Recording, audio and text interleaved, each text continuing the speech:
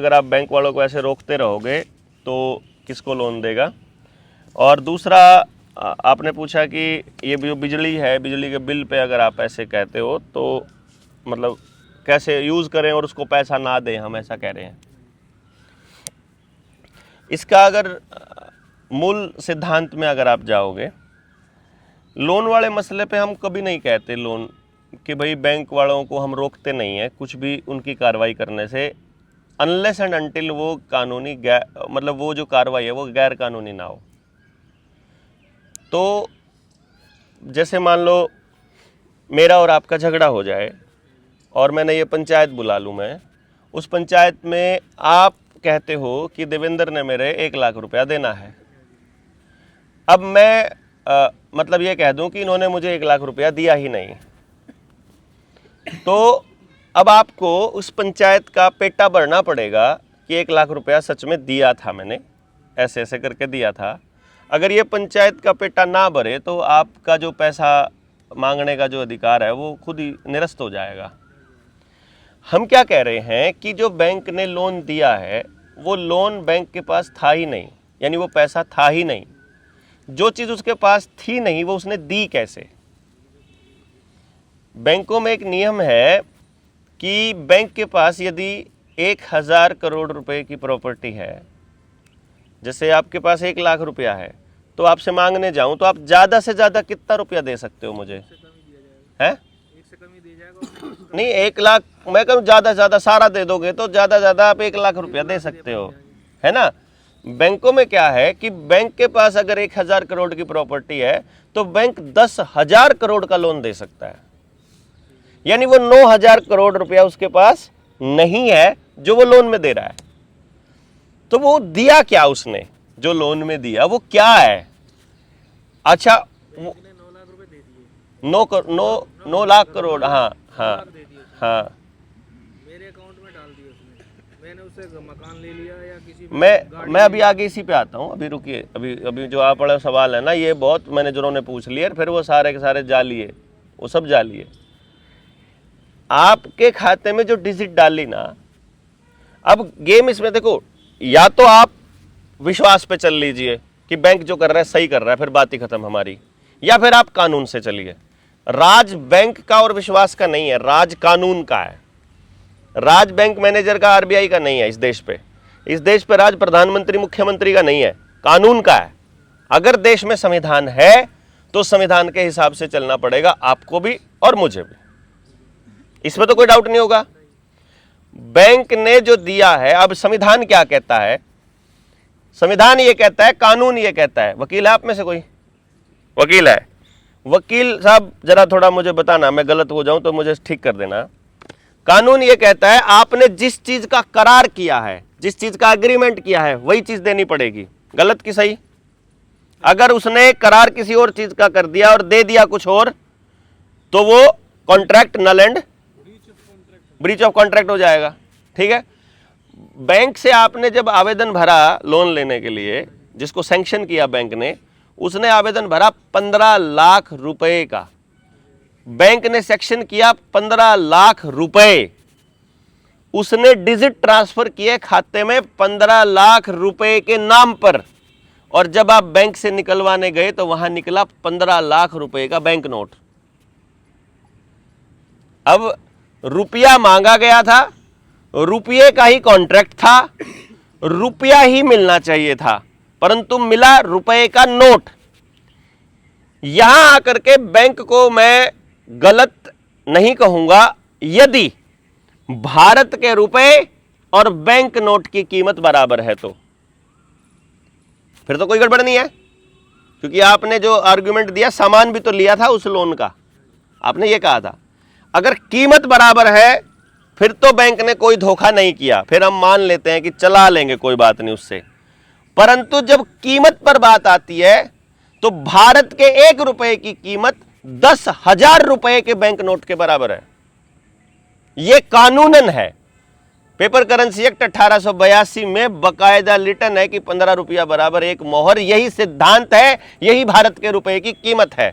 जब हम अनाज बोते हैं, अनाज बेचते हैं, या हम मेहनत करके कमाते हैं, तो हम भारतीय रुपया कमाते हैं। तो बैंक में जब जमा करते हैं तो भारतीय रुपया जमा करते हैं। वो नोट, कहने को तो हम नोट ही जमा करते हैं, पर वो मेहनत के बदले कमाए हुए नोट हैं। परंतु जो बैंक हमको दे रहा है वो हवा में छापे हुए नोट हैं। रूल ये कहता है कि बैंक उतने ही नोट छाप सकता है जितना सोना उसके पास है। सोने का रेट यह है कि 15 रुपये का 1 तोला सोना है। असली रेट जो भारत का है वो 15 रुपया बराबर 1 तोला सोना। तो जब मैं 15 रुपये कमाता हूं और बैंक में जमा कर देता हूं तो 15 रुपये के बराबर का 1 तोला सोना आरबीआई अपने पास सुरक्षित रख लेती है। और 1 तोला सोने की बैंक नोट में जो वैल्यू है आज के टाइम पर 1.5 लाख है। तो असल में वो क्या करती है, 15 रुपये तो दे देती है जिसने कमाए थे उसके खाते में ऐड कर देती है, और 1.5 लाख रुपए लाला जी को दे देती है 10 गुना, क्योंकि 1 तोला सोना की कीमत 1.5 लाख है। नहीं समझ आई? यानी कि 1 रुपया जब आप जमा करते हो तो 10,000 के नकली नोट छपते हैं बराबर में, और वो नकली नोट लाला जी को लोन के रूप में दिए जाते हैं, जिससे वो आपकी जमीनें खरीदता है 10 करोड़ में, 5 करोड़ में। वो जमीनें जो कभी 1 लाख में भी कोई नहीं पूछता था, वो अब 50-50 करोड़ रुपए का एकड़ हो गया। कैसे हो गया? क्योंकि वो 50 करोड़ रुपए फर्जी छाप के दे रखे हैं लाला जी को। आप और मैं 50 करोड़ में वो जमीन नहीं खरीद सकते।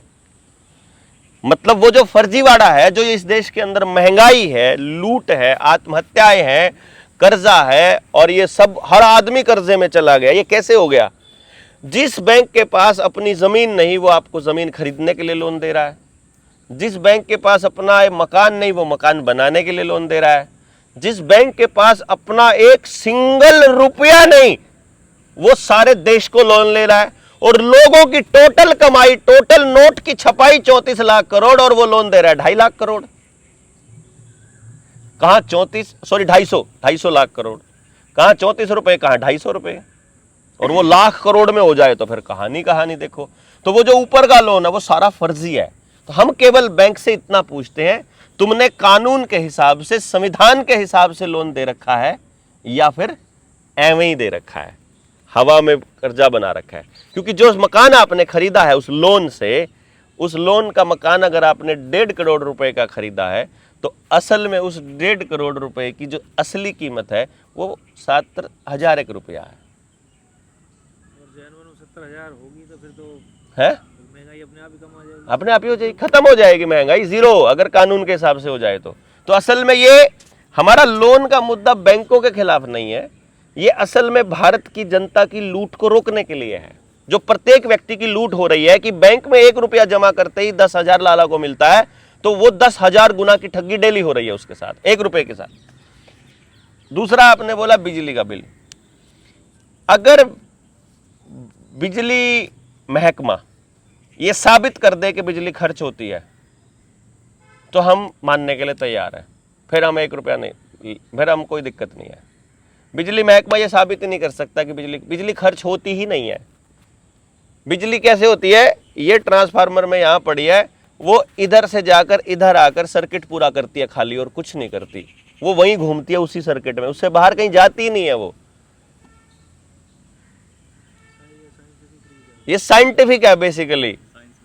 बिजली खर्च नहीं होती है। और उस कंपनी ने हमारी जमीन पर जो वो लगा रखे हैं, संयंत्र लगा रखे, उसका तो रेंट दे नहीं रहे वो कुछ भी। हमसे तो सब कुछ फ्री में ले रखा है, जो देश की जनता से तो सब कुछ फ्री में ले रखा है। उसके घर पे ये जो खंबे गड़े हुए हैं किसकी जमीन पर है? हमारे बाप दादाओं की जमीन पर, हमारी जमीनों पर है। हमको क्या देते हो तुम? अगर ये जमीन हमारी है, अगर ये जमीन हमारी है या तुम्हारी है, पहले बताओ। अगर ये हमारी है तो भैया जी फिर एक काम करो, यहाँ पर ये सामान, ये खंबे गाड़ने का किराया लेंगे, प्रॉफिट में हिस्सा लेंगे, और साइंटिफिकली बोलेंगे हम। कुछ भी ऐसा नहीं होगा जो हवा में बात करी हुई, और लोग मानेंगे तो ही आगे बढ़ेंगे। नहीं मानते हो आप, कोई बात नहीं, आपने नहीं लड़नी लड़ाई, मत लड़ो, उसमें क्या, मेरी लड़ाई थोड़ी ना है। हाँ, इसीलिए समझ का पंगा है, इसलिए ये पंगा भीड़ का नहीं है, लोग इकट्ठे करने का बिल्कुल नहीं है। लोग इकट्ठा करना पर्पज नहीं, समझ डेवलप करना। हाँ, लोग अपने आप मांग लेंगे जवाब। अभी मान लो जैसे मीटर वाला पंगा है, स्मार्ट मीटर लगा के गए, वो कह रहे सरकार का आदेश है, मांगो तो कंपनी का देते हैं वो ठेका, ठीक है।